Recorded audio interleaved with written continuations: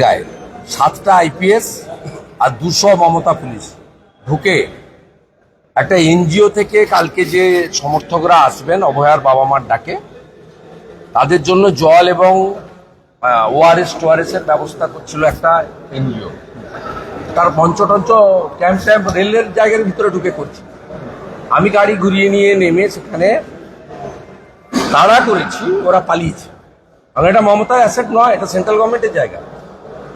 আমি DRM খড়গপুরকে phone করলাম, বলে আমরা পারমিশন দিয়েছি। এই যে আতঙ্ক, আপনি এই মুহূর্তে দেখুন হেস্টিংসে খিদিরপুরে কোনো কন্টেনার নেই, সব কন্টেনারকে তুলে নিচ্ছে। এখানে কন্টেনার লাগাচ্ছে, মানে সে লোহার, মানে রেলে যেগুলো যায়, জাহাজে যায়, সেই সমস্ত বড় বড় কন্টেনার এখানে নিয়ে এসছে। একটা নির্যাতিতা খুন হয়ে যাওয়া, তার বাবা মাকে এত ভয়। কোন রাজনৈতিক দল তো সরাসরি ঝান্ডা নিয়ে এই নবান্ন অভিযানে নামেনি। বিজেপি খুব স্পষ্টভাবে বলেছে, রাজ্য সভাপতি দলমত নির্বিশেষে অংশগ্রহণ করবে, আহ্বান করে দিয়েছে। কিন্তু মানুষ তো স্বতঃস্ফূর্তভাবে বেরিয়ে আসছে। সিপিএম কংগ্রেস সাইলেন্ট হয়ে গেছে, আর একদল তো বিরোধিতা করছে। কিন্তু পুলিশের আতঙ্ক, 12,000 পুলিশ গোটা রাজ্য থেকে তুলেছে। আমি চাই কালকে মমতা ব্যানার্জি নবান্নতে ঢুকুন। যদি ঢোকেন আপনি ভোরবেলা, রাত্রি 10টার আগে আপনি নবান্ন থেকে বেরোতে পারবেন। আমি কিছুক্ষণ আগে লাইভ করছিলাম, প্রচুর পুলিশ মোতায়েন হচ্ছে, বিভিন্ন পুলিশ জেলা থেকে পুলিশ আনা হচ্ছে, বলছে 12,000 8,000-এর হিসাব আমার কাছে এসে গেছে। 12,000 আনতে দেন। মানে এদিকে বিধায়করা মার খাচ্ছে। আমি পরিষ্কার ভাবে আমরা থাকবো, এবং আমরা প্রত্যেককে বলেছি বাবা মার অনুমোদিত যে স্লোগান দফা 1 দাবি 1, মমতার মুখ্যমন্ত্রীর পদত্যাগ। উই ওয়ান্ট জাস্টিস, বিচার চাই, বিচার দাও। এই 3-4টি নির্দিষ্ট স্লোগানের বাইরে স্লোগান হবে না। সকলে সকালবেলা অভয়াকে স্মরণ করে নিশ্চিতভাবে রাখি বন্ধন অত্যন্ত অনাড়ম্বরভাবে পালন করে এই কর্মসূচিতে আসুন। বুকে কালো ব্যাজ লাগিয়ে আসুন, জাতীয় পতাকা নিয়ে আসুন। শান্তিপূর্ণভাবে পুলিশ যেখানে বাধা দেবে সেখানে বসে অভয়ার বাবা মার কাছ থেকে তাদের দুঃখের কথা, তাদের দাবির কথা শুনে শান্তিপূর্ণভাবে বাড়ি চলে যান।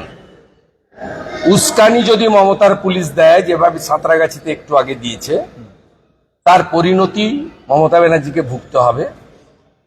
একটাও অভয়ার বাবা মার জন্য আসা আন্দোলনকারী যদি শারীরিকভাবে ক্ষতিগ্রস্ত হয় মমতা পুলিশের দ্বারা, শুনে রাখুন মমতা ব্যানার্জি 72 ঘন্টা পশ্চিমবঙ্গ স্তব্ধ থাকবে। একদম কান খুলে শুনে রাখুন। অসংখ্য ধন্যবাদ। সনাতন প্রহরীর যে ক্যাম্প, সেই ক্যাম্প তৈরিতে সাঁতরাগাছিতে বাধা দিল পুলিশ।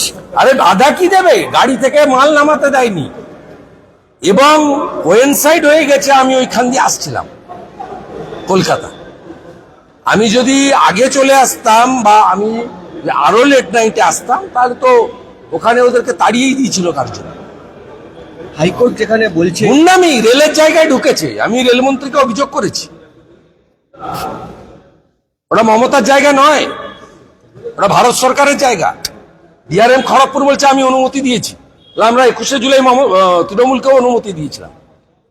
এটা মানবিক কারণ, হাজার হাজার লোক আসলে তাদের একটু জল, এই গরমের মধ্যে ওআরএস, কেউ অসুস্থ হয়ে যেতে পারে, তাকে একটু প্রাইমারি ট্রিটমেন্ট,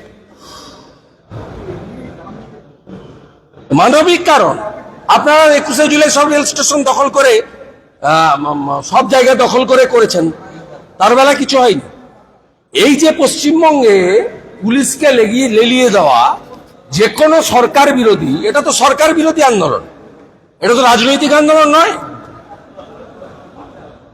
কমপ্লিটলি সরকার বিরোধী আন্দোলন।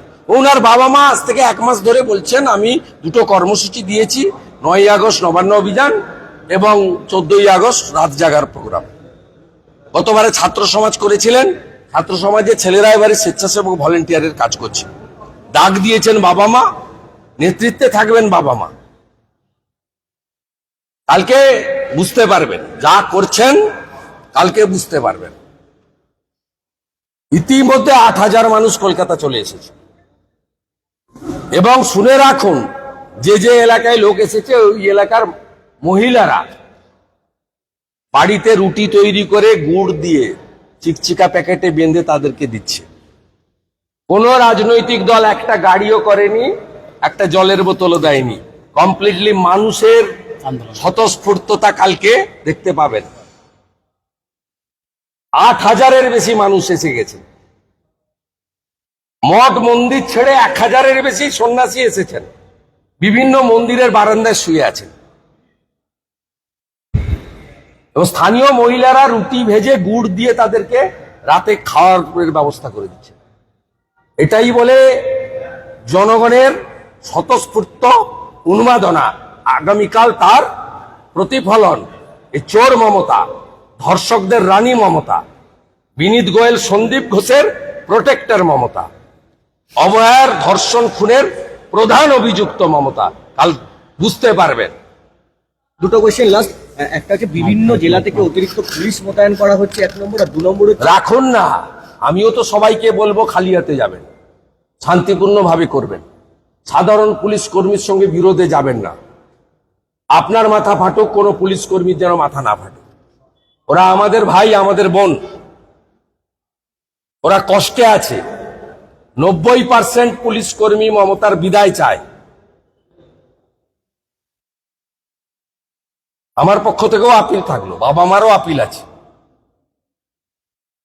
এবং যেখানে বাধা দিবে বসে পড়ে বিক্ষোভ দেখান। আমরা কেউ বক্তব্য রাখবো না, আমরা কালকে শুনতে যাব, ওর বাবা মা যন্ত্রণার কথা বলবে, শুনবো, বিক্ষোভ করব, আর তার বাবা মার নির্দিষ্ট করা স্লোগান বলবো, বলে শান্তিপূর্ণভাবে সবাই বাড়ি চলে যাব। কিন্তু ওনারা যেভাবে উস্কানিতে নেমেছেন, যদি কিচ্ছু ঘটে 72 ঘন্টা পশ্চিমবঙ্গ স্তব্ধ থাকবে, এটা জনগণই করবে, এটা বুঝে রাখুন। আমরা 1 ইঞ্চি মাটি ছাড়বো না। সাঁতরাগাছিতে আপনি যেটা আমার মূর্তি দেখেছেন, এটা হচ্ছে আর্লি মর্নিং, এখনো দুপুর হয়নি। আদালত যেখানে